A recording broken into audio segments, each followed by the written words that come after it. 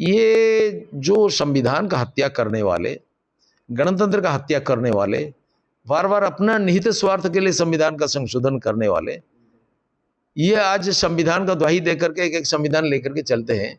इसको देख करके मुँह हंसी लगता है।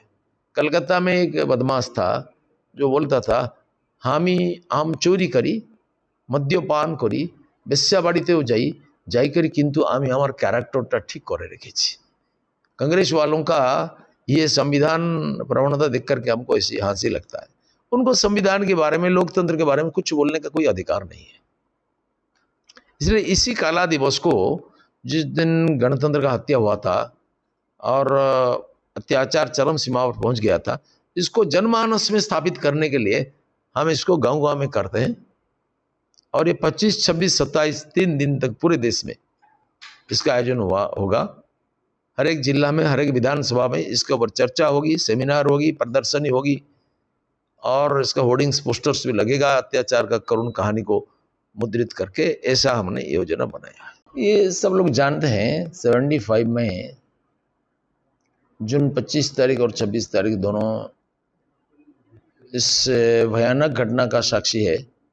इसमें श्रीमती इंदिरा गांधी का चुनाव असंवैधानिक तरीका से हुआ और उनका विजय अनुचित है, गैर कानूनी है। ये साबित करने के लिए एक आदमी ने केस किया था, जिन्होंने उनके खिलाफ लड़ा था।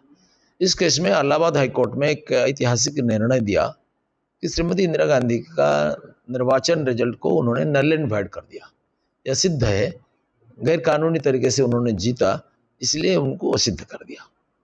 इसका कानूनी परिणाम यह है कि श्रीमती इंदिरा ने तुरंत त्याग पत्र देना चाहिए अथवा सुप्रीम कोर्ट को जाना चाहिए। श्रीमती इंदिरा गांधी ने क्या किया, इसमें बहुत निराश हो गई। इसमें उनका बेटा श्रीमान संजय गांधी ने उनको बहुत बल दिया। वो बोला हमको कोई चिंता करने की कारण नहीं, हमारे पास शक्ति है, क्षमता है, हम इसको बरकरार रखेंगे, आपको त्याग पत्र देने की कोई आवश्यकता नहीं है। अगर ये त्याग पत्र दे देती तो उनका मर्यादा वर्धित हो जाता, लेकिन उन्होंने तुरंत सरकारी कोष से पैसा लेकर के लाखों लोगों को एकजुट किया संजय गांधी ने। और लोगों को देखते ही श्रीमती इंदिरा गांधी का होश आ गया, ताकत बढ़ा, मनोबल बढ़ा, वो जोर जोर से भाषण देने लगे। ये प्लानिंग हुआ कि इमरजेंसी जारी करेंगे, नेशनल इमरजेंसी अंडर आर्टिकल 352 इसको हम जारी करेंगे और पूरा देश का क्षमता को अपना हाथ में ले लेंगे।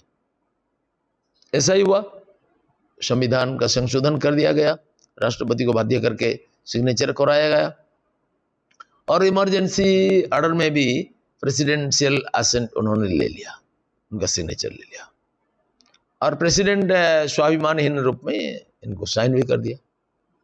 साइन करने के बाद सारा राज्यों का क्षमता संकुचित हो गया, पार्लियामेंट का क्षमता भी संकुचित हो गया। श्रीमती इंदिरा गांधी सर्वोच्च क्षमताशाली अधिनायिका बन गई और तानाशाही शासिका ने पूरे देश में आतंक मचा दिया। सरकार प्रायोजित आतंकवाद चल रहा।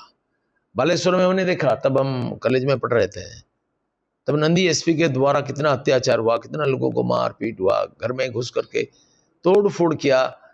नागरिक अधिकार समाप्त हो गया जैसा लगने लगा और लोकतंत्र का सारा मर्यादा को समाप्त कर दिया गया। गणतंत्र की हत्या के साथ साथ सत्य का कंट्रोल किया गया। जबरदस्त भारत का दिग्गज नेतृत्व को लेकर के जेल में ठूस दिया गया। उड़ीसा से बहुत दिग्गज नेता जेल गए, पूरे हिंदुस्तान से चले गए और लगभग सब लोग उत्पीड़ित हो गए थे। लोग त्राही त्राही बोल रहे थे।